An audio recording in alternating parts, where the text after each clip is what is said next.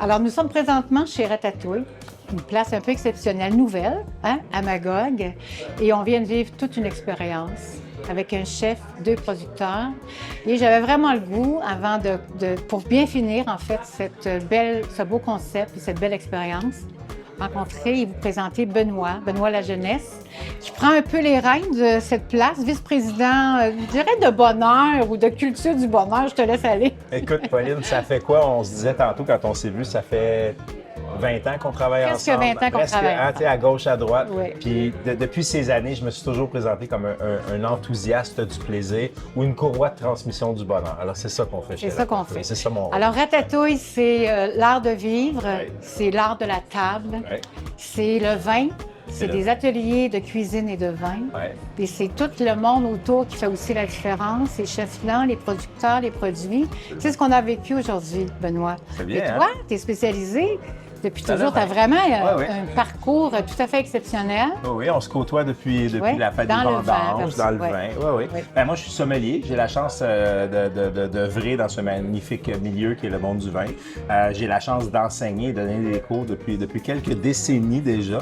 Et je trouve ça tellement agréable d'être ici dans un lieu fabuleux où j'ai la chance de partager ma passion. Oui. Et je pense que ce qu'on voulait, quand on a créé Ratatouille, c'était de réunir des gens passionnés et d'offrir une espèce de tribune pour pouvoir faire de la cuisine, pouvoir faire des cours sur le vin, pouvoir faire des cours sur la mixologie, découvrir des producteurs locaux, des producteurs internationaux, puis juste avoir du fun. Oui, juste avoir du fun, exactement. Alors, nous, avec les balados de Cuisine Passion de Sherbrooke-Thermaux-Champlain, c'est un concept qui se lie, qui se marie vraiment très bien avec nous. On est super contents. Le match est fait naturellement, bien entendu, et on vient de vivre toute une expérience. Hey, Pierre, on est ici ensemble au Ratatouille. On est un peu chez toi, en fait, en quelque sorte. On est chez nous. On est chez vous, dans la grande famille de Palplus. Ratatouille, qui est une extension du Bistrot 4 saisons, pour lequel tu es chef exécutif pour les deux. Fait qu'on est, tu nous as invités aujourd'hui dans ton endroit en compagnie de 2 merveilleuses personnes. On a, non, mais en pas trop. On a Élise Gourde du Brin d'Ail à Racine, avec Valérie Berger de la ferme des Péchés Moutons, qui est à Bon Secours. Donc pas très loin de l'autre. Un peu tes producteurs chouchous que tu m'as confiés.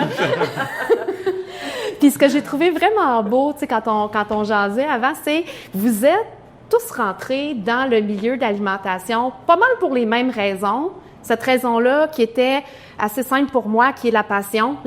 Parce qu'on fait ça pas pour l'argent, comme tu me disais, on fait ça pour la passion. Mais vous êtes rentrés, vous avez tous des chemins assez différents. Fait que, tu sais, toi, Pierre, c'est quoi qui t'a amené dans ce domaine-là? OK. On va dire que c'est beaucoup d'histoires un petit peu différentes qui m'ont fait que... Moi, j'ai commencé en tant que comptable à la base. Et ouais, il y a des points en commun, là. Puis pour faire simple, au bout de 6 mois devant un écran d'ordinateur, ça ne marchait pas trop. Et j'ai eu la chance d'avoir un de mes meilleurs amis qui s'est lancé justement en école hôtelière. Et puis en fait, je suis parti là-dedans. Et puis un autre point fort qu'il y a chez moi, c'est j'ai de la chance. Donc je suis toujours tombé sur des bons chefs. Je suis parti au bon moment, aux bons endroits. Donc je suis parti en Angleterre après mes études. Je suis tombé chez Pierre Kaufmann qui m'a fait comprendre que la cuisine, c'était vraiment ce Pierre Kaufmann, qui est un grand chef. Qui est un grand chef français, qui a eu 3 étoiles à Londres, qui a formé énormément de grands chefs comme Marco Pierre White, Gordon Ramsay et tout. Et ensuite, je suis rentré en France après cette expérience-là où j'ai travaillé encore dans des étoiles Michelin et puis ça m'a vraiment montré un petit peu la valeur d'avoir des bons produits faits d'une certaine manière. Et puis en plus, ma deuxième passion, c'est un peu le voyage, donc ça m'a permis de voyager pendant une dizaine d'années avant de poser mes valises au Québec. On est chanceux tout de même que tu sois atterri chez nous. Ouais, c'est peut-être moi qui suis chanceux tout simplement. C'est une façon là. Voilà. Mais dans l'idée, Je me rappelle plus de la question de base. Ben non, mais c'était tout simplement comment t'en es arrivé à LC aujourd'hui. Et puis, C'est avec les gens que tu as rencontrés tout le long de ton parcours. Exactement. C'est plein de petits détails dans ma vie qui ont fait que je suis ici devant vous aujourd'hui. Ben oui. Pierre me disait, je pense que c'est un des chefs les plus humbles que j'ai rencontrés. Il dit, je prétends pas être le meilleur chef au monde, mais c'est les gens avec qui je collabore qui font en sorte Exactement. que ça devient une cuisine qui est vraiment intéressante et passionnante aussi. Fait que c'est tout à ton honneur parce que ça l'aurait pu te monter à la tête, toutes ces étoiles Michelin-là. Puis... Pas spécialement, parce que déjà, j'étais pas spécialement le chef exécutif de ces étoiles Michelin. J'ai juste travaillé dans des beaux établissements et c'est vraiment cool de l'avoir fait. Mais ça m'a surtout mis en valeur, justement, que c'est un travail d'équipe. Nous, on est là, ici, mais il y a des conjoints, du monde avec qui travaille derrière. Enfin, Puis en fait, c'est un tout. On sort une assiette, mais il y a toute une histoire avec plein de monde qui est derrière, qui sont là, justement, autour de cette table, derrière, un petit peu partout. Bien absolument. Tu sais, dans ces belles rencontres-là, puis dans ce tout-là, il y a les producteurs. Il y a Élise, entre autres. Toi, c'est pas en rencontrant des gens. Toi, t'es née dedans. Même la rumeur dit que j'étais conçue en 2 rangées de framboises. Conçue dans les framboises. Rien de moins. Ouais, dans de fleurs vraiment tôt. Là, j'ai commencé à travailler dans les champs. Fait que oui, c'est inné. C'est là. Puis après, les voyages, moi aussi, m'ont amené à travailler dans les fermes, travailler... vraiment dans tout domaine, vraiment, autant les vignes. Mais ça a commencé dans un champ de framboises, mais ce que tu nous apportes aujourd'hui, c'est extrêmement varié. Là. Il y a vraiment... puis tu sais, Pierre, on va cuisiner avec ça tantôt, puis tu dis même, commence quand tu veux, parce que moi, j'ai hâte d'y goûter. Là. Ça marche. Mais non, c'est magnifique, les produits, puis on va s'en parler, mais c'est vraiment une passion familiale que tu as continué, finalement. Une passion familiale avec mon conjoint et moi. Parce que dans la famille, oui, mais en même temps, c'est plus... Nous, on a vraiment misé plus sur le maraîcher qu'antérieurement, c'est fruitier à petite échelle. Mais, OK. Ouais. Vous l'avez amené ailleurs. Ouais. Vous l'avez amené ailleurs. Carrément. Ben oui. Valérie, elle, qui était carrément ailleurs, dans un autre métier. Comment c'est arrivé, la ferme du péché mouton? Oui, bien, comptable aussi. Comptable aussi. On a des financiers autour de la table. Ça a duré 10 ans, là, quand même. Mon conjoint est ingénieur mécanique, fait que rien à voir avec l'agriculture, rien dans notre parenté non plus. Mais c'est ça, on s'est vraiment... on a roulé notre bosse, on a fait nos heures, on a vécu nos petits stress de professionnels, mis des économies de côté, puis à un moment donné, on se disait, bon, qu'est-ce qu'on fait? On travaille tout ça pour avoir 2 semaines de vacances par année, on recommence. Pourquoi on fait ça? Puis on s'est mis à vouloir trouver un projet. Agriculture, quand tu es producteur, tu fais 1001 choses. C'est comme 20 jobs en une. Plusieurs chapeaux. C'est ça. Tu es justement gestionnaire, comptable, mécanicien, etc. Fait que nous, ça venait combler un peu toutes nos passions, nos compétences. Puis on s'est dit... Il y a quelque chose de vrai aussi dans l'agriculture, puis dans la... Je vais même parler de la communauté, parce que ça ramène vraiment un sens de communauté, d'aller, de produire chez soi, localement. Tu sais, je te demandais, je dis, Élise, toi, vous connaissez où? Ben oui, c'est sûr qu'on se connaît, tu sais, mais ça crée ce genre de relation-là. Est-ce que ça a été difficile d'apprendre ce métier-là? Ben non, je pense que ça vient naturellement, puis les producteurs... à 99% sont toutes des bonnes personnes, puis on s'entraide, puis on veut... Tu sais, on a tout l'amour de nos terres puis de nos produits. Fait qu'on a tout ça en commun. Je pense que ça vient vraiment naturellement de s'entraider. On a plein de producteurs de moutons aussi qui...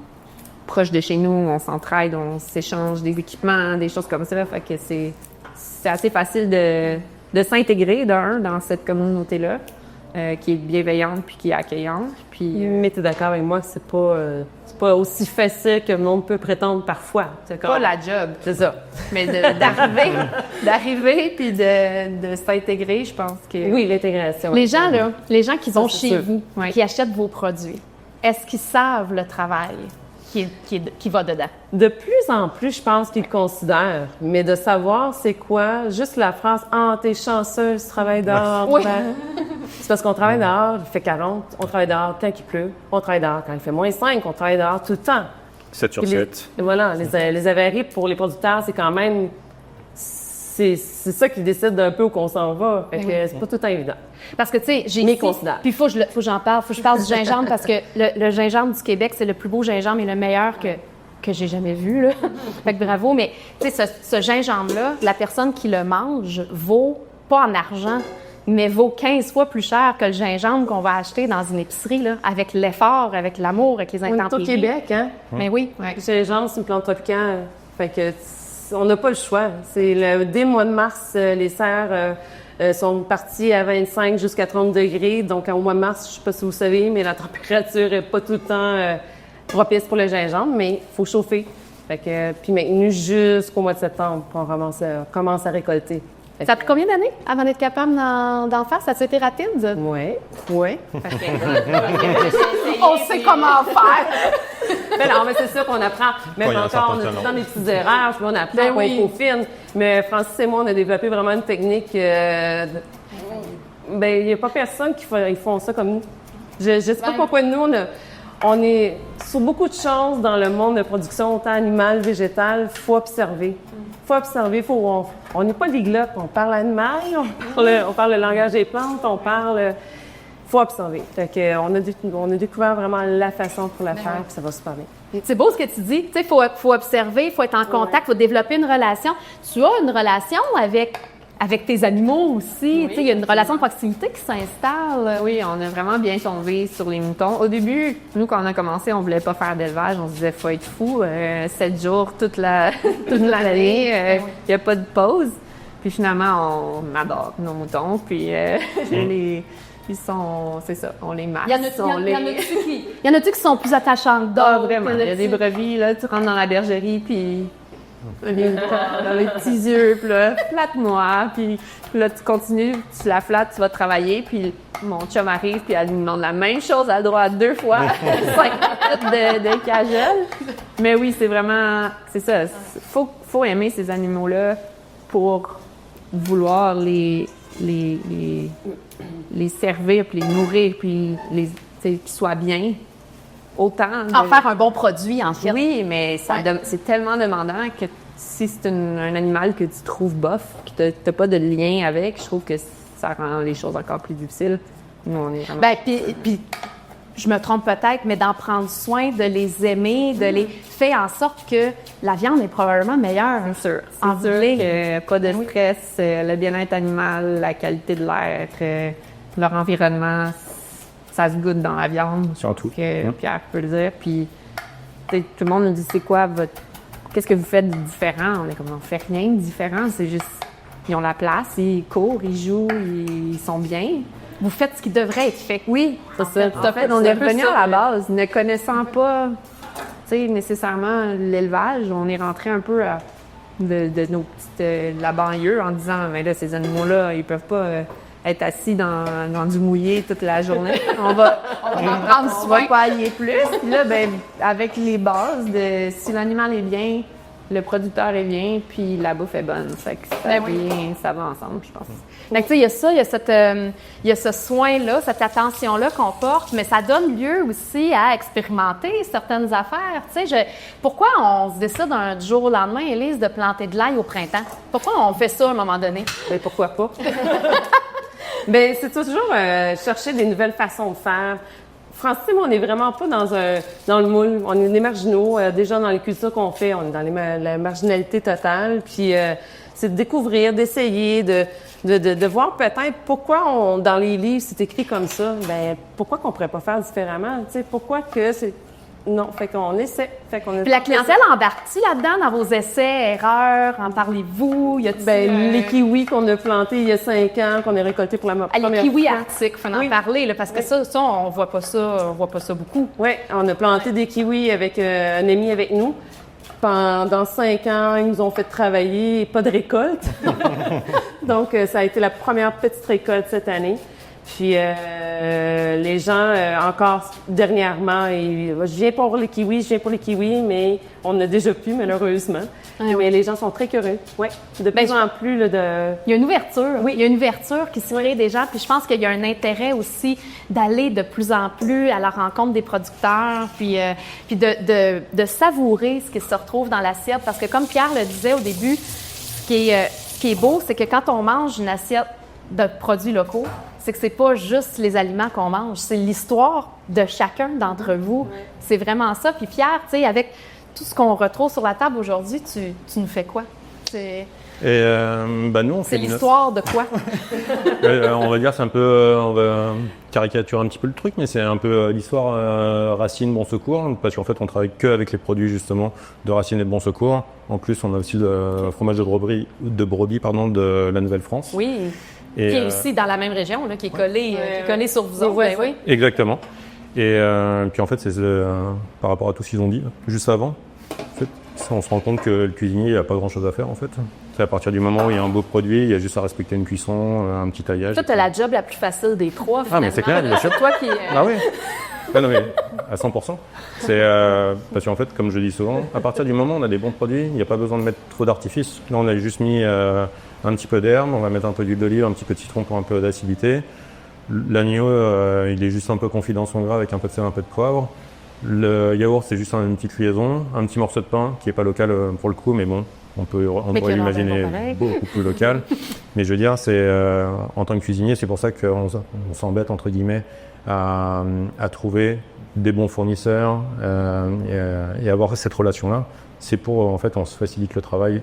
Il y a besoin de moins de rajouter des choses. C'est comme, par exemple, nous, on est comme une assez grosse structure. On travaille aussi avec certains gros fournisseurs pour le volume. Mais dans un monde idéal, on travaillerait que en petit volume, à petite dose, un peu plus raisonnée. On fait partie d'un monde où on est obligé d'accepter les règles. Donc, on joue un petit peu comme ça. On peut-tu dire que tu veux toujours te ramener à quelque chose de plus proche, de plus... on parlait de relations humaines. Tout ça, ce que Ratatouille, c'est en quelque sorte un peu un rêve, tu sais, de pouvoir te rassembler autour d'une table, parce que on donne des ateliers ici. On donne des ateliers. On partage avec les gens. Tout à fait. Justement, Ratatouille, il y a eu plein de raisons sur la construction de Ratatouille, mais vraiment mon point qui était important, c'était de mettre nos fournisseurs en valeur et notre savoir-faire. Faire un petit peu les deux en même temps. Tout ça remis dans un lieu assez petit, on va dire, pour qu'on puisse justement partager un petit peu comme on est en train de faire là. C'est pour ça qu'à partir de là, moi, j'ai pu faire grand-chose. Et puis, je vais laisser Valérie et Élise faire le reste. Mais Élise, elle veut pas parce qu'elle veut pas montrer ses mains. Élise a déjà travaillé un petit peu, mais il va y avoir 2-3 trucs à faire, mais c'est assez rapide. Mais l'idée est juste de partager un bon moment avec des bons produits, avec des bonnes personnes, et puis tout simplement. Il faut être passionné pour faire ce que vous faites, là, ça demande énormément. Puis tu sais, quand je disais que tu veux pas montrer tes mains... Tu veux vraiment les voir? Absolument, je veux voir tes mains parce que ça, c'est le fruit de travail ardu et acharné. Écuré pendant minimum 15 minutes avant de venir ici. Tu as essayé, mais on te croit qu'ils sont propres, mais ça fait juste démontrer comment on est près de la terre, on est près des produits. C'est vraiment... ça a été cueilli quand, qu'est-ce qu'on a sur le comptoir aujourd'hui? Ce matin ou hier? Oui, à matin, là, tout simplement. Les faire ce matin, mais oui. Fait qu'est-ce qu'on peut t'aider? Est-ce qu'on peut t'aider, Pierre, à faire quoi que ce soit? Mais qui a envie de participer? Je m'en fâche, je suis prête. Ouais. Maintenant que le secret des mains est dévoilé, tu sais, mais puis m'en faire aussi, ça va neutraliser la chose. Tu veux-tu couper quelques... Ah oui, allez. Mais vous, après une journée de travail comme ça, là, c'est parce qu'on s'entend, vos journées doivent commencer de bonne heure. Entre 4 et 5. Ou plus. Moi, on n'est pas dans le laitier, fait que c'est plus flexible, là, mais... OK. Comme... Mais vous avez l'énergie après ça d'arriver à la maison, prendre vos produits, cuisiner, faire... Pardon, est-ce que je m'en vais sur un terrain? Mais c'est justement la chose qui est vraiment plus dure à accepter pour ma part, là. Avoir un garde-manger aussi rempli, qui est le jardin. Ben oui. Puis avoir si peu de temps pour cuisiner. Pour le cuisiner. C'est incroyable. Fait que c'est cordonnier mal chaussé. Un peu, on en fait profiter les autres pour que les autres cuisinent avec, mais finalement, vous autres, vous... Oui, carrément, c'est un peu ça. Ben un petit peu comme en restauration, Pierre, si je me trompe pas, hein, parce que les plats gastronomiques, c'est rare que c'est de ça que vous vous nourrissez. Non, pas quotidiennement. C'est ça. Moi, je cuisine seulement quand je reçois. Effectivement, c'est ça, hein. Sinon, nourriture rapide. J'aime beaucoup tout ce qui est semoule. Concombre, carotte. Concombre, une petite salade. C'est exactement ça, quoi. Mais non, c'est ça. Ici, dans les ateliers que vous faites, moi, je suis curieuse de savoir, y a-t-il des producteurs qui sont invités? Tu sais, exemple, est-ce que tu pourrais faire un atelier présentement avec Valérie puis Élise? Ça c'est dans les prochains ateliers qui vont être faits. Mais dans l'idée, bien entendu, c'est d'inviter aussi certains producteurs pour travailler autour d'un produit, présenter les produits. On va travailler par exemple avec Cosson Touron. Oui. Il va nous montrer un petit peu comment faire une salaison, 2-3 trucs comme ça. On en a déjà parlé avec Élise. Valérie, je ne sais pas si on en avait parlé, mais ça va arriver. Mais il t'en parle maintenant, fait que ça va. mais en fait, l'idée est de trouver quand même un concept pour pouvoir travailler un petit peu autour de tout ça. Ouais. Mais oui, bien entendu, on travaille un maximum les produits, donc c'est normal de mettre en valeur les fournisseurs justement sur ce point-là. On fait pas mal aussi de tout ce qui est vigneron aussi. On fait des lignées de vignerons, on vient déguster plusieurs, je dirais même quasiment la totalité de ce qu'ils font. Avec des accords mets et vins, on fait des 3, 4, 5, 6 services suivant l'idée. On fait aussi un petit peu de mixologie, enfin on fait plein de choses là-dedans. Oui, parce qu'on a Benoît qui va se joindre à nous tantôt aussi, qui fait les ateliers de vin, puis de cocktails, si je me trompe pas. Il fait les ateliers de cocktails. C'est exactement aussi. Ça. Et au passage, parce que moi je suis là actuellement, mais je fais quelques ateliers, mais je fais pas tous les ateliers. Nous on a Mathieu aussi qui est avec nous, qui fait aussi pas mal de cours, justement, les midis, enfin. Il y a un gros concept, le plus simple c'est honnêtement d'aller voir un petit peu sur le site où on s'informe un petit peu, mais on va dire qu'on fait une vingtaine d'ateliers par mois. Différents. Ben quand même, ça Et j'ai aussi, bien entendu, j'ai oublié, il va m'en vouloir, mais j'ai mon chef pâtissier aussi qui fait pas mal tout le côté sucré. Donc du chocolat, des gâteaux. Fait que c'est vraiment complet. Là, quelqu'un qui veut avoir un atelier sur de l'alcool ou un atelier sur des produits frais ou encore sur des desserts, vous avez la flexibilité de bâtir un peu... On a la flexibilité, puis on a même la possibilité de le faire vraiment du sur-mesure aussi. L'idée est vraiment de garder quelque chose qu'on ne trouve pas spécialement ailleurs, on va dire, où en fait on se garde la possibilité de faire ce qu'on veut. Ouais. Donc à partir de ce moment-là, on a vraiment quelque chose d'exponentiel où on peut vraiment tout faire. On essaie d'y aller quand même assez lentement pour ne pas trop se brûler et y aller quand même d'une manière assez logique.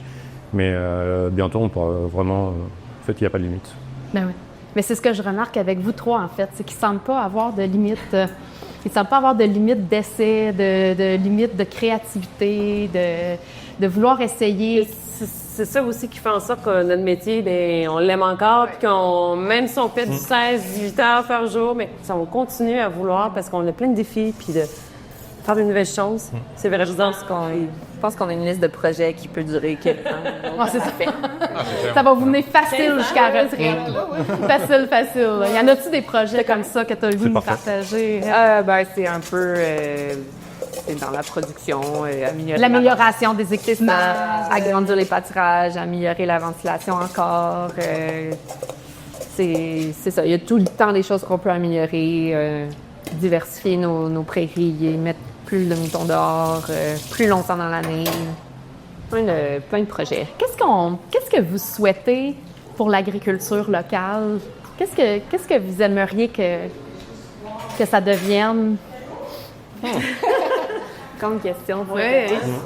Il y a plein de choses.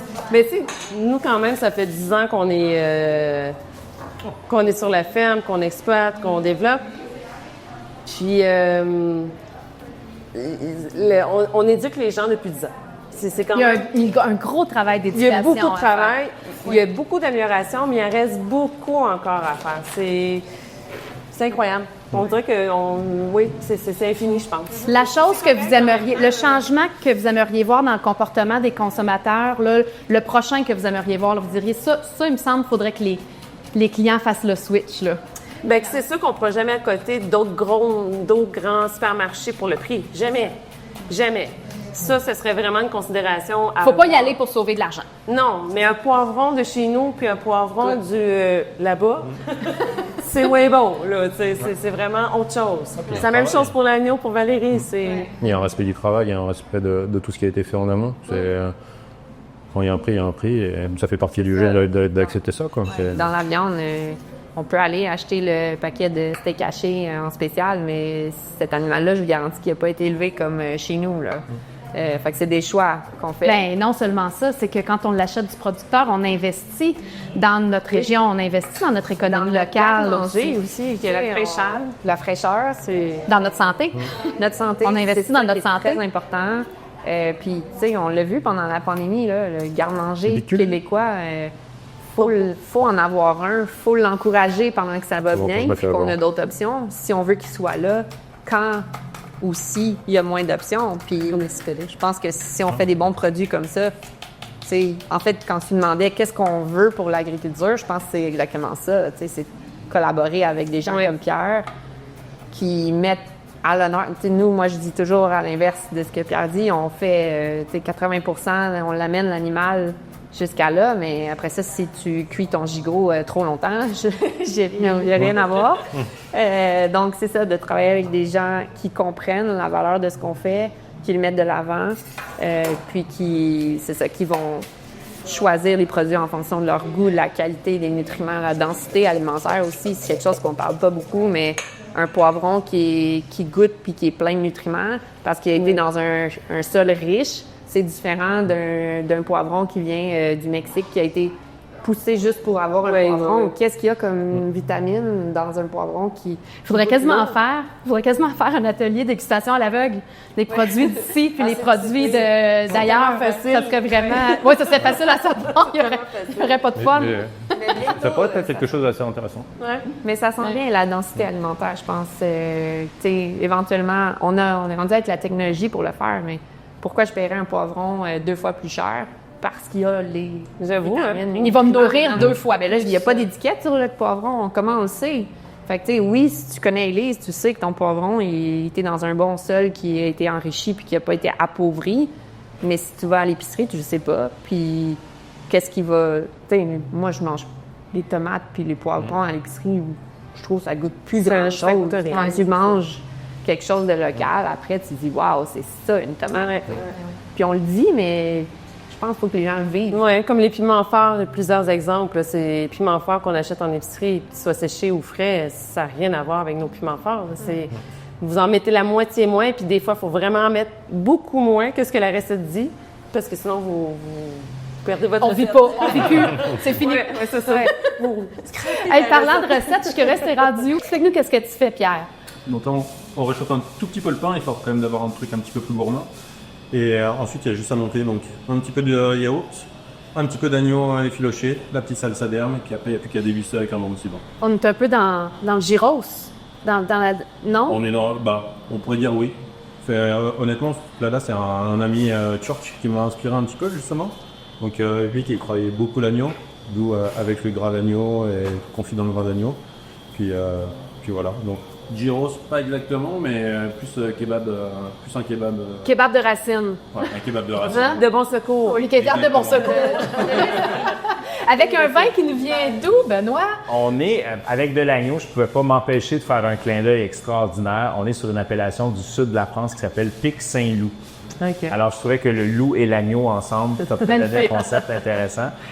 Beau vin de la maison du domaine Jean-Jean qui nous propose le domaine des Rocs. Sur le millésime 2023, on est dans l'encépagement classique qu'on va aller chercher pour de l'agneau, Syrah, Grenache, Mourvèdre. C'est les mêmes cépages qu'on a dans la vallée du Rhône, par exemple. Alors, on va avoir un vin qui est goûteux, qui est bien concentré. Est-ce que j'en parle, mais je peux servir? Oui. Ça nous permettrait de savoir de quoi tu parles. Absolument. Donc, le domaine Jean-Jean, c'est dans C'est dans le Languedoc. Ouais. Oui, on est dans le Languedoc. Madame Jean-Jean, Montpellier, exactement. Madame Jean-Jean nous a fait le plaisir de venir nous voir à l'ouverture. Puis je voulais faire un petit clin d'œil là, très intéressant à cette grande dame du vin qu'on connaît au Québec pour son rosé de Pive, qui est en sable de Camargue, pardon. C'est le rosé le plus vendu de la SAQ. Et on a goûté une panoplie de très beaux vins qu'elle nous propose. Je m'étire, mesdames, pardon, juste pour le plaisir que Pierre a son verre. Merci. Le plus important quand même. Quand même. Oui. Et voilà. Alors, Pierre, je me tasse. Alors, Grenache, Syrah, Mourvèdre, un peu de Carignan. Alors, on est vraiment dans l'encépagement classique, là. Ouais.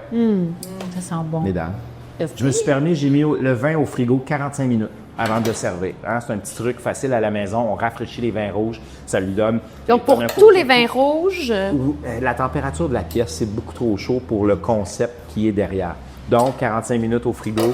Ça le rafraîchit, le vin va être plus gourmand, le fruit va être plus prédominant, parce que c'est quand même un vin qui est assez concentré. On le voit déjà au nez, là, on a vraiment les arômes de violette, les arômes de gros raisins, là, un peu juicy fruit. Et là, je vois Pierre qui s'exécute avec le gras d'agneau, là, ça va devenir un mariage intéressant. Il va falloir mettre nos bavettes.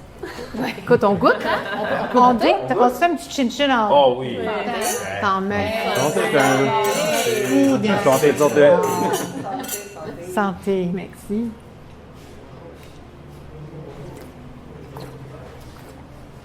Oh, oui, ça va être bon. Tellement bon, hein? Ah, c'est bon. Fait que t'as juste une bouteille. C'est ça, c'est... Pour tout de suite, pour le tournage, oui, sachez-nous le petit stop chez Ratatou, là, sans aucun problème, on est capable de... Très bon choix. Hey, pendant que Pierre termine ça, je peux pas... tu sais, parce que là, tu as dit, on a plusieurs bouteilles, on peut les retrouver là, mais vous, les filles, on retrouve vos produits où? On vous rencontre où? Mais nous, à la ferme, un kiosque à la ferme, donc à Racine, sur la 122, aussi simple que ça. On a quelques petits points de distribution à la fromagerie de la Nouvelle-France à Racine, mais c'est vraiment chez nous que ça se passe. Venez nous voir. On est là. Et elle peut te parler directement à toi et ton conjoint, mais oui. Valérie? Même chose à la ferme, boutique ouverte jeudi, vendredi ou sur rendez-vous. On n'est vraiment pas sorteux. Appelez-nous, venez nous voir. C'est sûr qu'on adore vendre directement à nos clients. On trouve la meilleure façon de communiquer notre produit. Sur des bonnes tables aussi, dans le Bistrot 4 Saisons, le Burger Pub, plein d'autres qu'on a sur notre site web. On est au marché de Racine les samedis, tout l'été. Cet été à Magog aussi les dimanches. Et voilà. Tout pour vous tenir occupés, les filles. C'est ça, une petite semaine tranquille. Hey, on est prêts. On est prêts. On est prêts. Ça. On est prêts. Il y a plus qu'à. Magnifique. Je vais aller de l'autre côté. Donc là, il va falloir goûter le vin une deuxième fois, mais avec une bouchée Attendez. du gyros de Racine. Moi, je l'ai baptisé de cette façon-là. Le gyros de Le Racine? gyros de Racine. On n'en était pas loin, Ça s'appelle un peu le bonheur, là. Oui. Le bonheur. Le cadeau. Fait qu'on plie. Ouais. On plie, c'est ça, carrément. Attends un petit peu. Et si ça vous tente, on l'a aussi au Burger Pub. Vous l'avez au Burger Pub. Fait que là, faut pas avoir peur de saler, normalement. Non, l'idée c'est... Il faut savoir. C'est pour ça que je vous ai mis une assiette un petit peu... Ah, mais mon Dieu! Oh, mais... Ça nous prendrait les prix. C'est faux. Vous servez. Oh non, mais serviette. C'est d'une fraîcheur. Wow. Et quand on peut toujours rajouter un petit peu de fleur de sel, histoire de pimper un peu le truc. Un peu fleur de sel, tu me dis? Ouais, un petit peu de fleur de sel. Tellement bon. Un petit peu de fleur de sel? Mais c'est... Ça goûte le frais, ça goûte la table. Je vais le dire... Ça goûte vos produits qui sont d'exception. Je vais dire comme tu as dit, Pierre, pas besoin de transformer grand-chose. Là, juste le mix de tout ça. Puis on est là. C'est dans la vie en général, c'est comme ça. Hein. Avec le vin. C'est drôle de dire que c'est sur de l'agneau que c'est cochon. Excusez-moi, je suis à la thématique animalière aujourd'hui. C'est trop bon. C'est trop bon. Ah non, c'est bon. Une dernière petite bouchée. Un bon vin. Hey, magnifique. Alors, une bonne bouffe, un bon vin, des gens d'exception. Des beaux produits. Ce balado de Cuisine Passion. Vraiment, merci beaucoup. On est super contents. Et Hey. on fait un dernier Les filles chin-chin qui s'en et les sort. hommes. Oui, salut. Santé, santé. Vraiment un plaisir. Très bien. Bon.